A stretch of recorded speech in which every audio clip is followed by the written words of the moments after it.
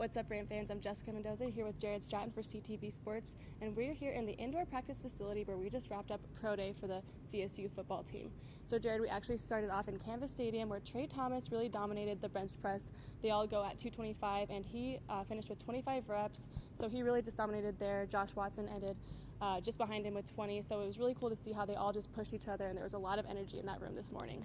Yeah, and Trey Thomas was really leading them in the stadium, but in here, it was definitely Josh Watson. Josh Watson took over in here. His vertical jump was insane. He was the top of all of the players here, including the wide receivers, and then his broad jump was great, but then later on, though, the problem was he didn't look like he was prepared for these drills. Like when he was going to the shuttles, he was not able to tap the lines in time, and he was like sliding and everything, so it was really weird to see that and that unpreparedness. And I think that also bled over towards the wide receiver group as well, especially with Preston Williams. Preston Williams, when he was doing the shuttle, he was sliding left and right. He didn't do a great vertical or broad jump.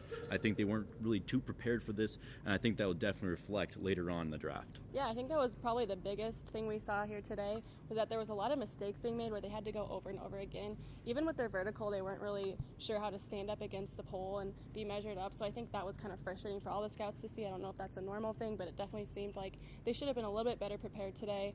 But as we were talking about verticals, Jordan Fogle also did a really good job. He was getting up real high. They get 2 tries. His first try wasn't the best, but his second try, he really just went out after it, and I think that's a really good thing for scouts to see, that they're not just giving up at one try. They're going to go hard both tries. Yeah, definitely. And also on the other bright side, KJ Carter-Samuels, a lot of people weren't really here for him. They were here for the wide receiver group, but like he said in his interview, it was great that was the case, because then all the players and all the scouts were looking at him, seeing all the throws that he was having. He had a lot of great throws, actually, good deep ones here. Preston Williams was snagging all of them, as well as Olabisi Johnson, who was also at the combine. So I think it's great to see that as well. KJ Carter-Samuels really helped his draft stock today. Yeah, he definitely gets that extra exposure with those great receivers coming out of this program. And they did look really well passing back and forth. That was one of the last drills they did, was just some quarterback wide receiver work. They were doing a really good job. It looked pretty good from the sidelines, but Preston Williams, something we should really touch on is what he said after the whole day was over. He felt really confident. He felt like, people shouldn't be listening to what I'm saying, but turning on the tape and watching my film. And he actually did say, I don't think that there's any corners out there that can cover me. He feels really confident, and I think he's going to be going into this postseason really looking for some good looks. Definitely. And that interview was great by him. He was actually a lot more vocal than he ever has been, and it's going to sound weird because he was very quiet during that, which is weird. But also with that, though, he said he's not when a team gets him, they're going to get a great player, but even a better person. Yeah. And I think that's really big for him. A lot of people were looking at his character. They weren't sure if his head was in the game. They weren't sure if he was really there to play. But now I think he's really proved some scouts wrong today. Yeah, his character was definitely the thing that was in question here. I think he was just trying to prove them wrong there. And what did you think about Olabisi's interview today?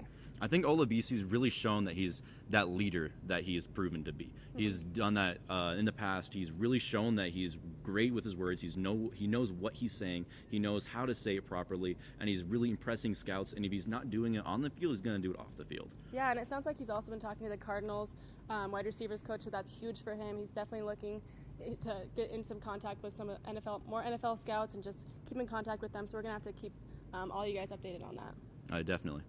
All right, well, thanks for tuning into CTV Sports. And reporting for CTV Sports, I'm Jessica Mendoza. And I'm Jared Stratton.